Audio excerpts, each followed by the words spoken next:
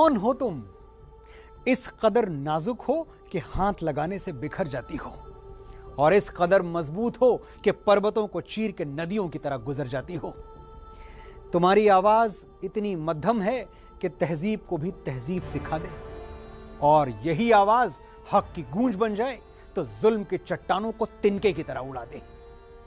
ऐसी ठोकर नहीं बनी जो तुम्हें गिरा सके, फिर भी रोज हाथों से गिरती हो दुआओं जैसी। धूप जैसे तपते हुए हौसले हैं तुम्हारे, और खुद नजर आती हो छांव जैसी। हैरान हूं मैं, कैसे कुदरत ने तुम्हें इतने सारे जादू दे दिए, एक ही इंसान को मरियम का दिल और लक्ष्मीबाई के बाजू दे दिए। ये कविता मैंने आपको इसलिए नहीं सुनाई कि सुनने में अच्छी है, इसलिए सुनाई कि यह कविता सच्ची है। जितने आयाम, जितने डायमेंशंस एक औरत के व्यक्तित्व में होते हैं, मैंने किसी पुरुष में आज तक नहीं देखे। फिर भी हमारे समाज में महिलाओं को अपनी काबिलियत बार बार बार बार साबित करनी पड़ती है। यह दबाव लगातार बना रहता है कि आप खुद को पुरुषों के बराबर साबित करें।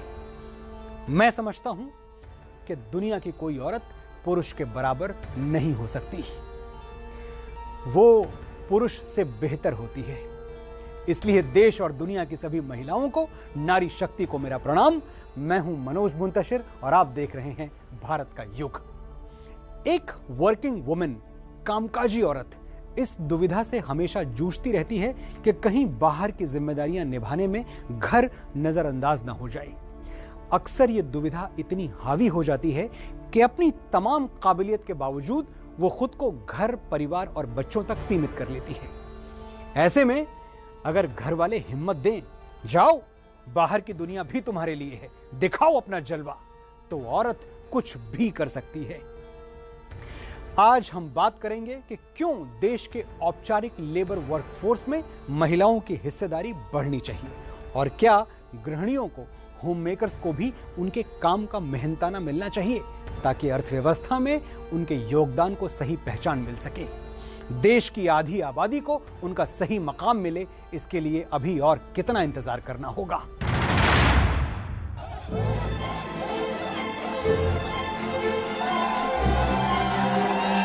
नेशनल डिफेंस एकेडमी की पासिंग आउट परेड में अब तक सिर्फ लड़के ही हर साल हवा में अपनी टोपियां लहराते थे, लेकिन अब वो दिन दूर नहीं जब लड़कियां भी हवा में इसी तरह टोपियां लहराती हुई दिखेंगी।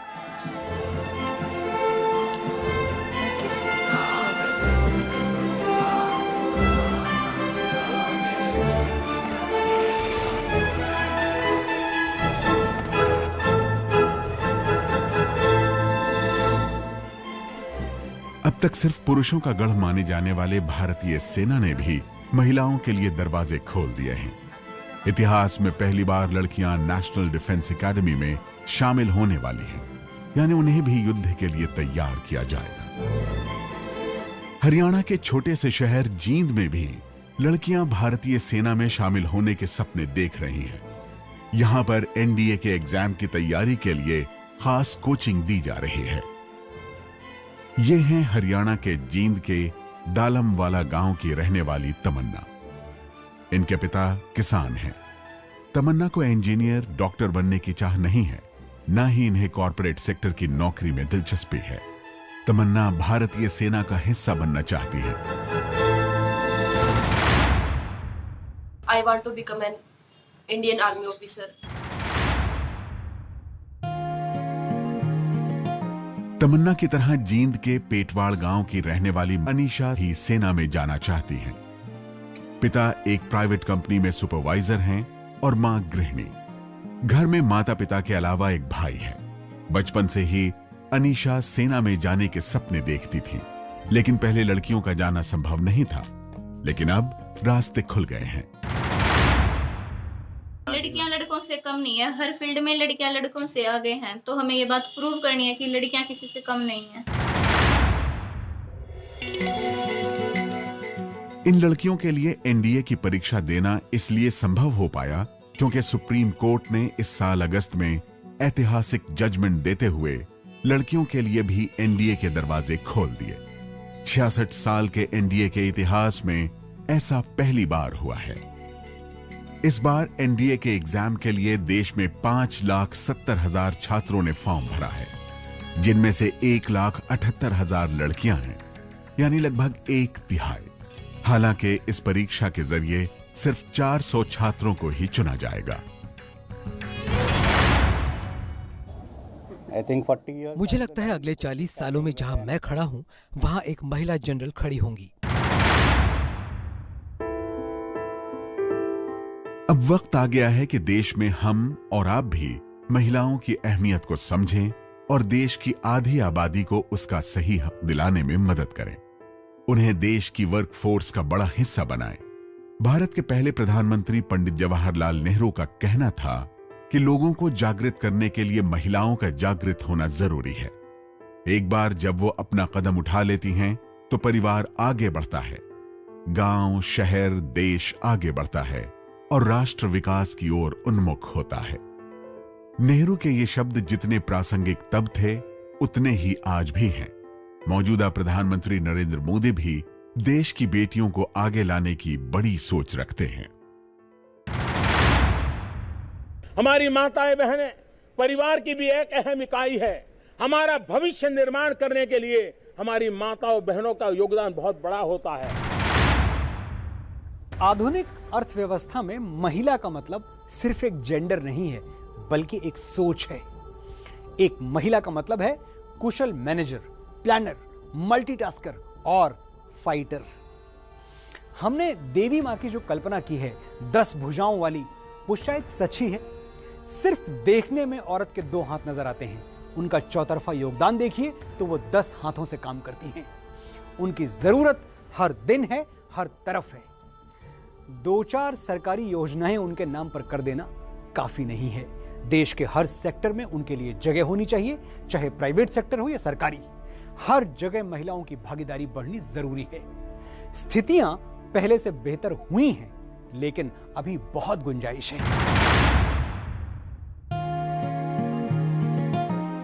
फाल्गुनी नायक सफलता की वो कहानी है जिस पर आज पूरे देश को नाज है। फाल्गुनी ऑनलाइन स्टोर नायका की सीईओ है। नायका ब्यूटी और कॉस्मेटिक्स बेचने वाली ई-कॉमर्स कंपनी है। आईआईएम अहमदाबाद में पढ़ी लिखी फाल्गुनी ने इन्वेस्टमेंट बैंकर की नौकरी छोड़कर 9 साल पहले यह स्टार्टअप शुरू किया था। 50 की उम्र में नौकरी छोड़कर अपना बिजनेस शुरू करते वक्त कई लोगों ने इन्हें हतोत्साहित किया था, लेकिन फाल्गुनी के इरादे मजबूत थे। वो बहुत दूर की सोच रही थी। आज वो अपने दम पर कारोबार खड़ा करने वाली देश की सबसे अमीर महिला हैं। हाल ही में शेयर बाजार में लिस्ट होने के बाद इनकी कंपनी नायका की मार्केट वैल्यू 1 लाख करोड़ रुपए की हो गई है। इस आईपीओ की वजह से फाल्गुनी नायर की निजी संपत्ति करीब 50,000 करोड़ रुपए की हो गई है। अभिनेत्री Aishwarya Rai, boxer Mary com, badminton खिलाड़ी पीवी सिंधु, स्टेट बैंक की पूर्व chairperson Arundhati Bhattacharya, pharmaceutical company Biocon की मालिक किरण मौजूमदार शॉ जैसी सफल महिलाओं के उदाहरण भारत में मौजूद हैं। लेकिन भारत जैसे 130 करोड़ की आबादी वाले देश में ये ऊंट के मुंह में जीरे जैसा है। यह है पद्मश्री से सम्मानित कारोबारी कल्पना सरोज। मुंबई की रहने वाली कल्पना सरोज उन तमाम महिलाओं के लिए प्रेरणा स्रोत हैं जिन्होंने अपने दम पर कई सामाजिक अड़चनों का सामना कर कारोबारी जगत में एक ऊंचा मकाम बनाया है। एक जमाने में सिलाई करके 2 रुपए की दिहाड़ी कमाने वाली कल्पना आज हजारों करोड़ की कंपनियां चलाती हैं। कल्पना मुंबई और उसके आसपास करोड़ों रुपए का रियल एस्टेट का कारोबार करती हैं।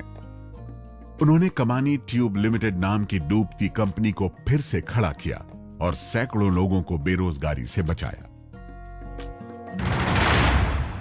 मैं स्टार्ट में घर से बाहर निकलती थी तो लोग थोड़ा सा ऐसे ताका झाकी करेंगे, अरे बाहर जा रही है, पता नहीं क्या कैसे। तो इस तरह का तो स्टार्टिंग में मुझे बहुत दुख होता था कि कैसे लोग हैं ये, हम अपना काम भी नहीं कर सकते और इनका कुछ अलग ही सोच चलता रहता है। हर महिला को अपनी जिम्मेदारी का एहसास है।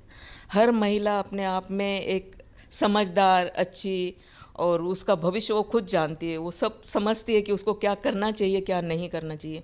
लेकिन ये जो ताका झाकी करके लोग उसको कुछ गलत समझने की कोशिश करते हैं, मैं समझती हूँ कि ये बहुत गलत बात है। देश को एक मजबूत अर्थव्यवस्था बनाना है तो कल्पना सरोज की तरह हर सेक्टर में महिलाओं की भागीदारी बढ़ाना बहुत जरूरी है। फिलहाल आलम यह है कि देश की लेबर फोर्स में महिलाओं की हिस्सेदारी सिर्फ 25% है। इनमें से 90% महिलाएं अनौपचारिक रोजगार पर निर्भर हैं, जिसमें वेतन निर्धारित नहीं है। देश में आधी से ज्यादा महिलाएं स्कूल से आगे नहीं पढ़ पाती, इसलिए ज्यादातर महिलाओं को घर गृहस्थी के काम ही देखने पड़ते हैं। NSSO की 2019 की रिपोर्ट के मुताबिक देश में घर के काम में जुटी 15 से 59 साल की 92% महिलाओं को उनके काम का मेहनताना नहीं मिलता। वर्ल्ड बैंक की 2020 की रिपोर्ट के मुताबिक आर्थिक तौर पर महिलाओं को सशक्त बनाने के मामले में 190 देशों में भारत 117वें नंबर पर है। भारत इस मामले में सबसे कम विकसित देश जैसे रवांडा और लिसोटो जैसों से भी पीछे है। महिलाओं को शिक्षित इसलिए होना है ताकि वो अपने अधिकारों का सही इस्तेमाल कर सके, अपना भविष्य खुद तय कर सके। एजुकेशन अपने साथ लेकर के आती है एम्प्लॉयमेंट और एंटरप्रेन्योरशिप। एक किसान खेती करता है तो उसकी मेहनत का मोल उसकी फसल से लगाया जाता है, लेकिन वो पत्नी जो खेत पर रोटी लेकर भी आती है और फिर खेत में पति का हाथ भी बटाती है, उसके काम की कोई कीमत नहीं मानी जाती। एक बुनकर जुलाहा साड़ी बुनता है तो साड़ी की कीमत होती है, लेकिन उसके घर की औरतें धागे सुलझाती हैं, रंगाई में हाथ बटाती हैं और उनके काम की कोई कीमत नहीं। आपकी पत्नी, माँ या बेटी को घर की सफाई, सजावट, खाना पकाना, बच्चों की देखरेख जैसे बेहद जरूरी कामों का कोई वेतन नहीं मिलता, लेकिन इसी काम के लिए अगर आप किसी को सैलरी पर रख लें तो वही काम अर्थव्यवस्था का हिस्सा बन जाता है। दुनिया बदल रही है, वक्त आ गया है कि देश की सभी महिलाओं को अर्थव्यवस्था में उनकी सही जगह मिले।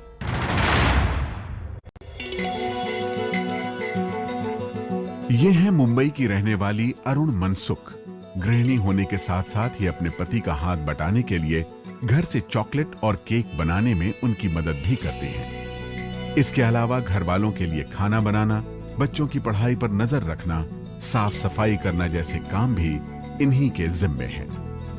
इतना काम करने के बावजूद भी इन्हें किसी तरह की कोई तनख्वाह नहीं मिलती।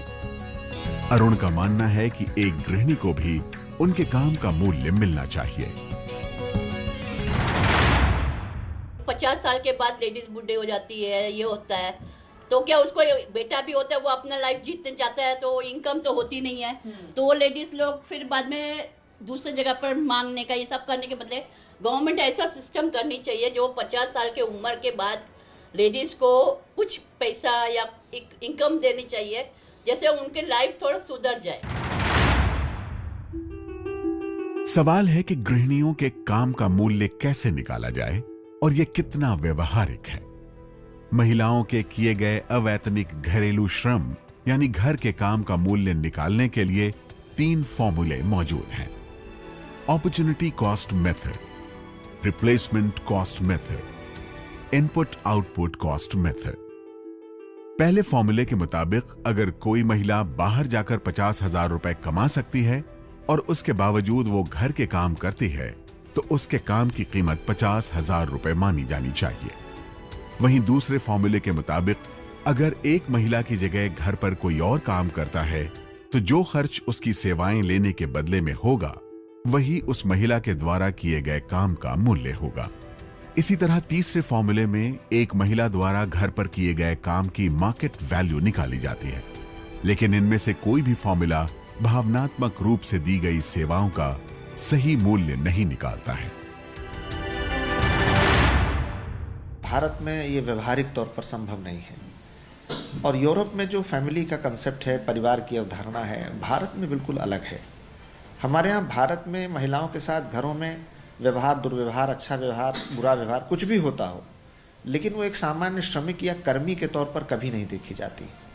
मेरे घर में बहन हो, पत्नी हो, माँ हो, वो हमारे लिए जो भी कुछ करती हैं उनके श्रम का कोई मूल्य हो ही नहीं सकता। दफ्तरों में युवा महिलाओं की भागीदारी तेजी से बढ़ी है।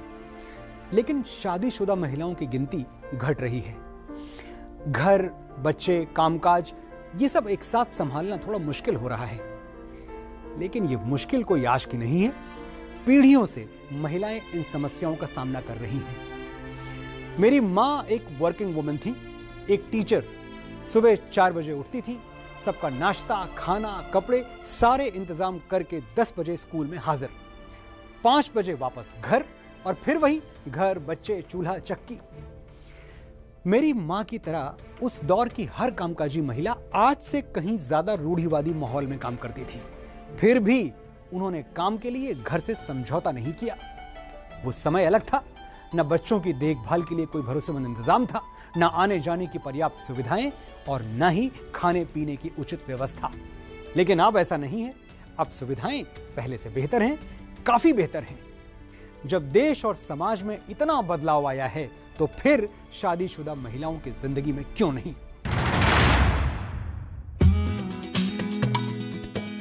यह है नोएडा की रहने वाली 52 वर्षीय पूनम शर्मा।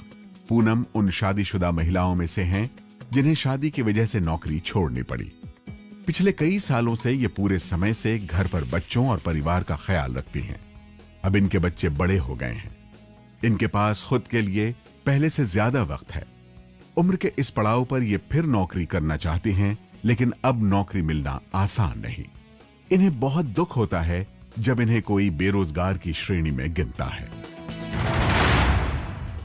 मैं नौकरी कर सकती थी और करना भी चाहती थी, लेकिन कुछ कारणों से मैंने नहीं की नौकरी। कुछ ऐसे हालात थे जिनकी वजह से घर वालों की परमिशन नहीं मिली, तो इसीलिए मैंने नौकरी नहीं की। और अब जो है कुछ समय ज़्यादा हो चुका है, तो लगता है कि भाई चलो अब तक नहीं की तो अब क्या करेंगे। शादीशुदा महिलाओं की वर्कफोर्स में भागीदारी का एक अच्छा उदाहरण ताइवान का है। ताइवान में 70 के दशक में लेबर वर्कफोर्स में महिलाओं की हिस्सेदारी करीब 38% थी, लेकिन 2015 के आते आते ये 51% हो गई है। इनमें बड़ी संख्या शादीशुदा महिलाओं की थी। भले ही ये उछाल बहुत बड़ा न दिखता हो, लेकिन ताइवान के पारिवारिक और सामाजिक ताने बाने को देखते हुए ये बड़ी बात थी। अगर वर्कफोर्स में महिलाओं की कुल हिस्सेदारी की तुलना करें तो एशियाई देशों में चीन सबसे आगे है।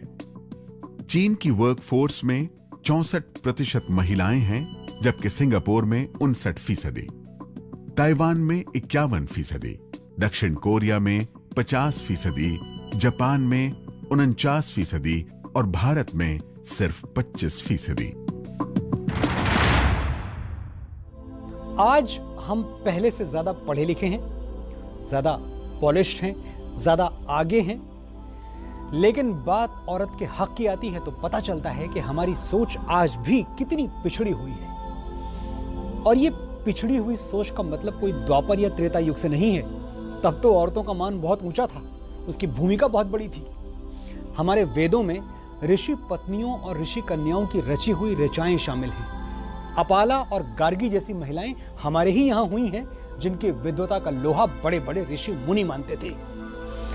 बात बिगड़ी पिछले कुछ शताब्दियों में, और अब इतनी बिगड़ चुकी है कि बेटी अपने पिता और पत्नी अपने पति की इजाजत लिए बिना एक कदम भी घर से बाहर नहीं रख सकती। बेटी बचाओ बेटी पढ़ाओ ये नारा एकदम सही है, जरूरी है, लेकिन बेटी पढ़ेगी या नहीं, बहू घर से बाहर काम करेगी या नहीं, ये सब फैसले घर का मुखिया लेता है, जो हमेशा हमेशा मर्द होता है। पढ़ा लिखा समाज भी महिलाओं का शोषण करने में कोई कोर कसर नहीं छोड़ता। मेरे और आप जैसे समाज के अग्रणी तबके से आए लोग भी अपने गिरेबान में झांकेंगे तो मुमकिन है थोड़ी सी मैल मिल जाए। कभी न कभी जाने अनजाने हम भी महिलाओं को हाशिए पर डाल देते हैं और हमें पता भी नहीं चलता कि हमने गलत किया, क्योंकि हमारी जड़ें भी पैट्रियार्की में हैं। तो क्या करें, महिलाओं को कैसे मजबूत करें? एक ही तरीका है, उनमें लीडरशिप स्पिरिट, नेतृत्व की भावना पैदा की जाए और उन्हें सिर्फ रसोई घर का नहीं, पूरे घर का मुखिया बनाया जाए।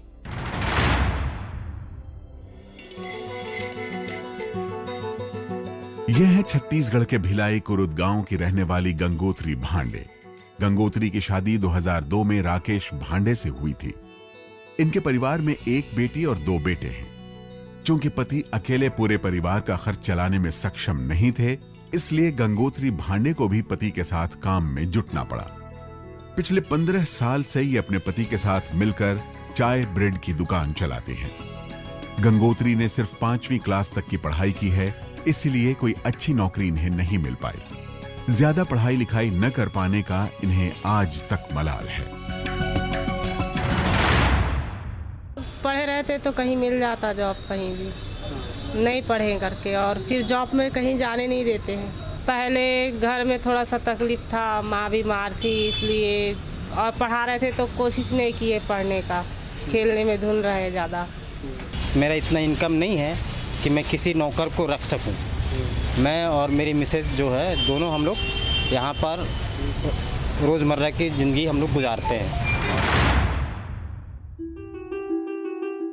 गंगोत्री की तरह भारतीय अर्थव्यवस्था को समृद्ध बनाने में महिलाएं कई मोर्चों पर सार्थक भूमिकाएं निभा रही हैं। आंगनबाड़ी में 16 लाख से अधिक महिलाएं कार्यरत हैं। महिलाएं केरल में कुदुम्बश्री से लेकर गुजरात में सेवा जैसे सेल्फ हेल्प ग्रुप चला रही हैं। इसी तरह दीनदयाल अंत्योदय योजना राष्ट्रीय ग्रामीण आजीविका मिशन के तहत करीब 54 लाख सेल्फ हेल्प ग्रुप के तहत तकरीबन 6 करोड़ महिलाओं को जोड़ा गया है। ऐसे समूहों और महिला उद्यमियों की संभावनाओं को पहचानते हुए सरकार ने वुमनिया सरकारी ई मार्केट प्लेस यानी GEM भी बनाया है, ताकि महिला वर्कफोर्स को बढ़ावा मिल सके। केंद्र सरकार ने नारी शक्ति योजना की भी शुरुआत की है, जिसके तहत वो हर साल महिला उद्यमियों को पुरस्कृत भी कर रही है। जब भी मैंने 1977 इंजीनियरिंग में एडमिशन लिया, मेरे कॉलेज में हार्डली कोई लड़कियां थी। तभी से स्ट्रगल चालू हुआ, और फिर इंजीनियरिंग करके मैंने जो फील्ड सिलेक्ट किया वो भी मेल डोमिनेटेड था। ऑटोमोटिव इंजीनियरिंग वो एक बहुत ही ऐसी चीज़ है जिसमें महिला का होना बहुत ही मुश्किल। सो वो स्ट्रगल कंटिन्यू होता रहा सर। आज मैं इस मकाम पे पहुंची हूँ कि जहाँ मैं irrespective of whether I am a woman और अ मैन की वर्ल्ड में उनको लीड कर रही हूँ। ऑटोमोटिव रिसर्च एसोसिएशन को हेड कर रही हूँ, और जो रेगुलेशंस है सेफ्टी एमिशन रेगुलेशंस, उसको गवर्नमेंट को सलाह दे रही हूँ। मैकेंजी ग्लोबल की रिपोर्ट के अनुसार बेहतर जेंडर डाइवर्सिटी से साल 2025 तक वैश्विक जीडीपी में $12 ट्रिलियन की बढ़ोतरी हो सकती है। इसमें भारत $700 बिलियन का योगदान कर सकता है, जो पीएम मोदी के $5 ट्रिलियन की अर्थव्यवस्था के लक्ष्य का 1/3 होगा। यह है जयपुर की रहने वाली प्रियंका। प्रियंका जयपुर के जौहरी बाजार इलाके में एक सरकारी बैंक में काम करती हैं। रोज सुबह तय समय पर बैंक जाना और फिर 8-9 घंटे की नौकरी करना इनका रूटीन है। ये मानती हैं कि वर्कफोर्स में महिलाओं की भागीदारी बढ़ाने के लिए सरकार को प्राइवेट सेक्टर में ज्यादा महिलाओं को रोजगार देने वाले उद्योगों और कंपनियों को टैक्स में अलग से रियायत देनी चाहिए। जैसे कि हमारी प्राइवेट कंपनी जो है, तो उनको गवर्नमेंट को वो उस चीज़ के लिए इनिशिएट कर सकें, उसके लिए उन्हें टैक्स में रिबेट दे सकते हैं महिलाओं के लिए। भारत में पुरुषों की तुलना में महिलाओं के लिए रोजगार के मौके तो कम हैं ही, दोनों के बीच वेतन का अंतर भी काफी बड़ा है। मार्च 2019 में प्रकाशित मॉन्स्टर सैलरी इंडेक्स के अनुसार देश में महिलाएं पुरुषों की तुलना में 19% कम कमाती हैं। सर्वेक्षण के मुताबिक 2018 में भारत में पुरुषों के लिए औसत प्रति घंटा वेतन 242 रुपए था, जबकि महिलाओं के लिए 196 रुपए, यानी पुरुषों ने महिलाओं की तुलना में 46 रुपए ज्यादा कमाए। कोरोना की वजह से हुए लॉकडाउन के दौरान पुरुष और महिलाएं दोनों की ही नौकरियां गईं, लेकिन सबसे बड़ी चोट महिलाओं पर पड़ी। वो इसलिए क्योंकि देश में ज्यादातर महिलाएं असंगठित क्षेत्र में काम करती हैं। लॉकडाउन में पुरुषों की जो नौकरियां गई थीं, उनमें से लगभग सभी को फिर से नौकरियां मिल चुकी हैं, जबकि नवंबर 2020 तक महिलाओं की सिर्फ 50% नौकरियां ही वापस आ पाई थीं। लॉकडाउन में बेरोजगार हुई महिलाओं से देश को करीब 16 लाख करोड़ रुपए का नुकसान हुआ है। Centre for monitoring Indian economy के मुताबिक मार्च 2021 तक देश में 40 करोड़ नौकरियों में महिलाओं की हिस्सेदारी सिर्फ 10% रह गई थी, यानी 4 करोड़ नौकरियां। कोरोना में ग्रामीण महिलाओं से ज्यादा शहरी महिलाओं की नौकरियों पर चोट पड़ी। देश में शहरी महिलाएं कुल रोजगार का लगभग 3% हिस्सा हैं। लेकिन महामारी की पहली लहर में कुल नौकरी का 39% नुकसान महिलाओं को हुआ, यानी 63 लाख नौकरियों के नुकसान में से शहरी महिलाओं को 24 लाख नौकरियों का नुकसान हुआ। महिलाओं को अर्थव्यवस्था में पुरुषों की बराबर भागीदारी दिलाने के लिए सरकार को साल 2025 तक अर्थव्यवस्था में 52 लाख करोड़ रुपए डालने होंगे। अगर सरकार ऐसा कर पाती है तो 2025 तक हमारी जीडीपी में 27% तक का उछाल आ सकता है। ऐसा होने पर अर्थव्यवस्था को 5 ट्रिलियन बनाने के करीब पहुंचाने का लक्ष्य भी हासिल हो सकता है। हाल में जो श्रम कानूनों में सुधार किया गया है, उनसे अब महिलाओं को भी वेतन से लेकर काम तक के वो सभी अधिकार दे दिए हैं जो पुरुषों के पास पहले से हैं।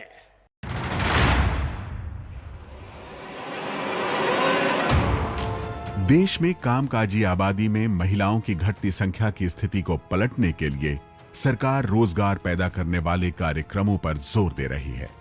इसके लिए मनरेगा और मुद्रा जैसी योजनाओं में महिलाओं के लिए विशेष प्रावधान किए जा रहे हैं। इन्हें कौशल विकास और बालिका शिक्षा जैसे कार्यक्रमों के जरिए मदद दी जा रही है। हालांकि सामाजिक पहलुओं पर अभी भी उतना ध्यान नहीं दिया जा रहा है। भारत का युग में आगे देखिए।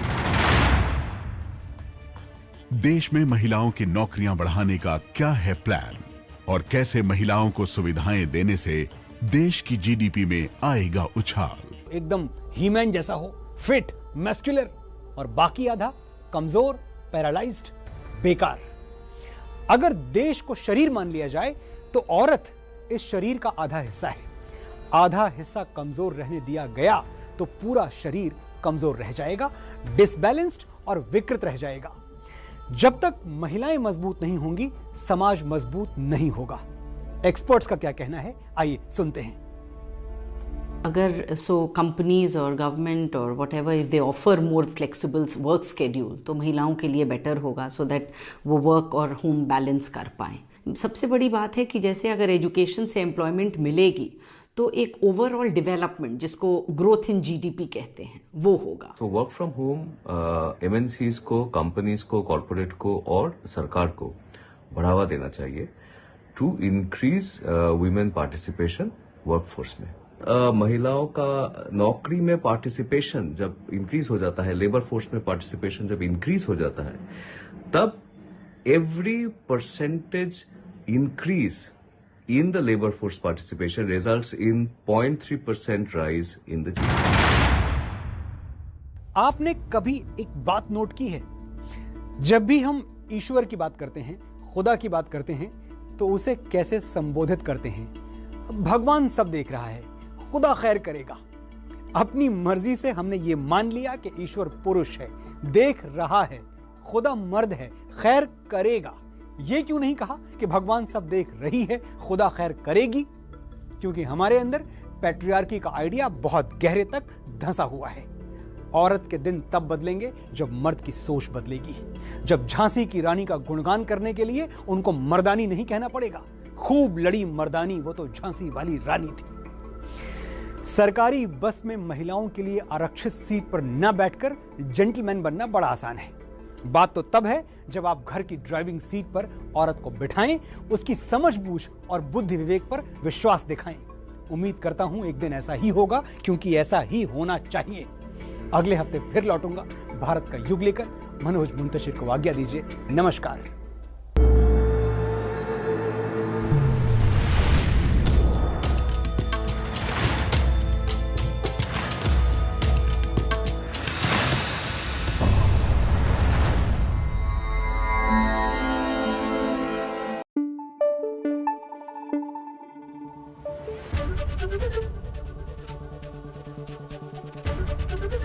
एबीपी न्यूज आपको रखे आगे।